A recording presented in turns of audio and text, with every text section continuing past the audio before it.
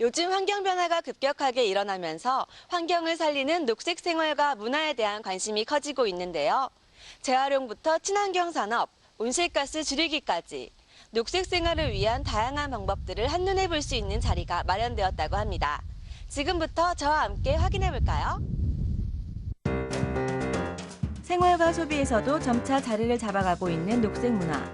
환경을 보호하고 지키는 일은 더 이상 남의 일처럼 여길 것이 아닙니다. 우리의 보다 많은 관심과 노력이 필요한 때인데요. 환경을 살리기 위한 녹색 생활을 실천하려면 어떻게 해야 할까요? 해답의 실마리를 함께 풀어보겠습니다.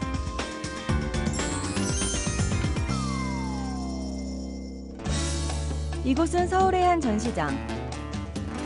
저탄소와 녹색 성장을 주제로 환경을 생각하는 녹색 제품의 트렌드를 한눈에 볼 수 있는 곳입니다. 친환경에 대한 관심이 커져가는 만큼 녹색 문화와 녹색 상품을 직접 보고 체험하려는 관람객들의 발길이 계속해서 이어지는데요. 녹색 제품 생산 기업과 단체 등 총 715개의 부스가 참여해 녹색 산업 육성과 녹색 생활, 녹색 소비 문화의 확산을 위한 하나의 장을 마련한 것입니다. 지구온난화와 기후변화의 가장 큰 원인으로 알려진 온실가스.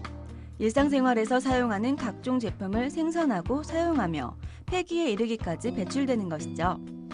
또한 우리에게 없어서는 안 될 이동수단인 자동차의 운행 시에도 배기가스를 통해 탄소가 배출됩니다. 최근엔 이러한 온실가스 감축을 위해 탄소 배출량을 알리는 것은 물론 저탄소 제품들까지 다양한 분야에서 속속 등장하고 있는데요. 탄소 성적 표지 제도를 말하는 것입니다. 이는 서비스를 포함한 제품의 온실가스 배출량 정보를 공개하는 제도인데요. 1단계는 탄소 배출량 인증으로 제품의 전 과정에서 발생되는 온실가스 배출량을 정량적으로 산정한 제품에 부여하며 2단계는 저탄소 제품 인증으로 탄소 배출량 인증을 받은 제품 중 동종 제품의 평균 탄소 배출량보다 적은 제품에 부여합니다. 500개의 제품 인증 시 연간 약 19만 2천 톤의 이산화탄소가 감축되는 효과를 기대할 수 있다고 하네요. 받은 제품을 사용을 하시면 수질 오염 저감에도 도움이 되시고 또 궁극적으로는 지구 보호와 자원 보호에 어떤 앞장서실 수 있다는 자부심도 가지실 수 있을 것 같습니다. 되게 실제로 기업들이 친환경 제품에 대해서 이렇게 많이 개발하고 있는 것도 알 수 있었고 또 이제 단순히 기업이 환경 같은 거에 대해서 단순히 사회 공헌적 활동이 아니라 이런 걸로 이제 가치를 만들어 나가는 활동을 하는 것 같아서 되게 인상 깊게 보고 있습니다. 이번엔 어린이를 위한 건강지킴이를 만나볼 텐데요. 귀여운 모양의 카나리아입니다. 카나리아는 과거 미국 광부들이 탄광내 유독가스 탐지에 사용한 새로 어린이들이 항상 맑은 공기 속에서 생활할 수 있도록 환경관리를 돕는다는 의미가 담겨 있다고 하네요.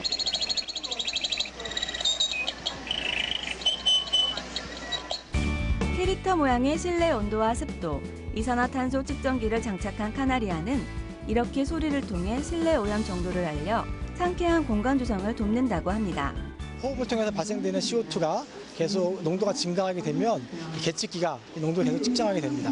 측정하게 되면 아까 말씀드린 대로 실내 환경 기준인 1000ppm 이상이 되면 얘가 카나리아가 지저귀게 되고 이 소리를 듣고 이제 유치원이나 어린이 선생님들이 환기를 시켜주면 아이들이 보다 쾌적한 환경에서 자라날 수 있게 됩니다. 자전거 페달을 힘껏 돌리는 아이들, 과연 어떤 녹색 체험일까요? 아이들의 흥미로워하는 모습을 보니 더욱 궁금해지는데요. 일명 불 밝히는 자전거 체험이 한창 진행 중입니다. 빨리 수미 봐봐. 저기 빛이 나지? 그 전기가 생기는 거래.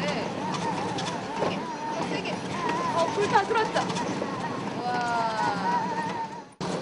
자가 발전 자전거의 페달을 돌려 전광판에 불을 밝혀보는 것인데요. 자신의 힘으로 직접 동력을 만들어낸 아이들의 기분은 어떨까요? 힘든데요. 제가 제 힘으로 전기를 만들 수 있어서 되게 신기했어요. 자가 발전 자전거를 통해 7단계까지 불을 밝힐 수 있도록 만든 것인데요. 첫 번째 칸은 약 64W의 전기가 발생돼 형광등 2개를 밝힐 수 있는 전력이며 다섯 번째 칸까지 불이 켜지면 약 320W의 전기가 발생돼 형광등 10개를 밝힐 수 있는 전력의 양입니다. 마지막 7번째 칸까지 모두 불이 들어오면 약 448W의 전기 발생으로 형광등 16개를 밝힐 수 있다고 하네요.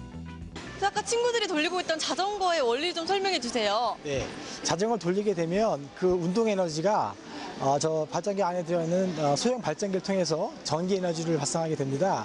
그 전기 에너지가 저기 표시되어 있는 전등을 저희가 밝힘으로써 전기 에너지 생산하게 되는 것이죠. 각양각색의 녹색 체험 중 시선을 잡은 이곳. 무동력으로 아이스크림을 만들어보는 즐거운 체험입니다. 일단 본격적으로 아이스크림을 만들기 전에 설명부터 듣는데요. 진지하게 경청하며 준비 과정을 마친 아이들. 그럼 무동력 아이스크림 만들기 시작해볼까요? 먼저 아이스크림의 재료인 얼음과 소금을 컵에 넣습니다. 다음으로 맛을 내기 위한 음료까지 부어줍니다. 이제 재료를 넣은 컵을 흔들어줄 일만 남았는데요. 위, 아래, 좌우 맛있는 아이스크림을 만들기 위해 정성껏 컵을 흔듭니다. 과연 어떤 아이스크림이 나올까요? 이거 해야 돼요? 드디어 아이들이 무동력으로 만든 아이스크림 완성. 자신의 손으로 직접 만든 아이스크림. 그 맛은 결코 잊을 수 없겠죠? 보통 아이들이 먹는 아이스크림은 뭐 냉장고나 그 만들어지는 과정에서 에너지를 사용을 하잖아요. 근데 오늘은 여기 저탄소 녹색 성장이니만큼 아이들이 가진 에너지를 가지고 전기 없이 아이스크림을 만들어 보고자 해서 지금 만들어졌고요. 여기서 잠깐 무동력 아이스크림의 원리를 알아볼까요? 얼음이 소금과 만나면 주변의 열을 더 많이 흡수해 얼음이 빨리 녹게 되며 어는 점은 낮아집니다. 이때 컵을 흔들어주면 음료가 골고루 얼어 아이스크림이 되는 것이라고 하네요. 이렇게 손으로 직접 해보니까 전기가 들지 않고 좋은 것 같아요. 힘들었지만 전기도 없이 아이스크림 만들 수 있다는 게 너무 신기했어요. 여기는 친환경 운전을 체험해보는 코너. 친환경 운전은 자동차 운전 방법과 습관을 바꿔 연료값도 절약하며 온실가스를 줄일 수 있는 경제적이고 안전한 운전 방법인데요. 부드러운 출발과 경제속도 준수, 정속주행 유지와 내리막길에서 자동차의 연료 차단 기능을 활용하는 관성운전, 공회전 최소화 등을 통해 친환경 운동 실천에 동참할 수 있습니다. 지금까지 탄소 절감 제품과 친환경 에너지를 이용한 다양한 기술들을 만나봤는데요. 그럼 이제 환경을 지키기 위한 재활용의 방법과 특별한 녹색 체험이 기다리고 있는 현장으로 함께 가보시죠. 지난해에 출고된 빈병은 52억 병, 그중 50여 병이 회수돼 회수율 98.5%를 기록했습니다. 하지만 회수된 빈병의 재사용률이 80%로 다른 선진국에 비해 낮은데요. 빈병이 여러 단계를 거쳐 회수되는 탓에 깨지는 사례가 많다고 합니다. 이 때문에 빈병을 반환하는 것이 가장 효과적인 방법이라고 하네요. 학생들이 줄을 서 있는 이곳은 빈병보증금 환불센터. 빈병보증금 제도는 빈병 재사용을 장려하는 정책으로 빈병을 반환하는 사람에게 보증금을 돌려주는 제도인데요. 그렇다면 빈병보증금 환불 제도, 생활에서 실천하고 계실까요? 알고는 있는데 실천은 따로 안 하고 있거든요. 왜 실천이 안 되는 거예요? 빈병 따로 받는다는 그 홍보 자체도 많이 안 되어 있고 어디서 마트에 가서도 내가 어디다가 내야 되는지도 정확하게 알 수 없기 때문에 제가 따로 실천은 안 한 것 같아요. 한편에선 빈병 보증금에 대한 정보를 보다 쉽고 재미있게 알 수 있도록 하는 퀴즈가 한창 진행 중입니다. 여러분도 함께 맞춰보세요. 소주병은 360ml인데요. 이 360ml의 병을 슈퍼나 마트에 가져갔을 때 보증금을 받을 수가 있어요. 이 보증금은 40원이다. O일까요? X일까요? 과연 정답은? 40원이다. 오! 정답입니다. 네, 축하드립니다. 네. 그럼 빈병의 보증금 좀 더 확실히 알아볼까요? 콜라, 사이다 등의 음료수는 개당 40원, 400ml 이상의 중대형 맥주병은 개당 50원, 1000ml 이상의 대형 주스병은 100원 이상 300원 미만이라고 합니다. 빈병을 재사용하기 위해선 병에 이물질을 넣거나 깨뜨리지 말아야 하며 병마개를 씌우는 것이 좋다고 하네요. 여러분도 빈병의 올바른 사용법 이젠 아셨죠?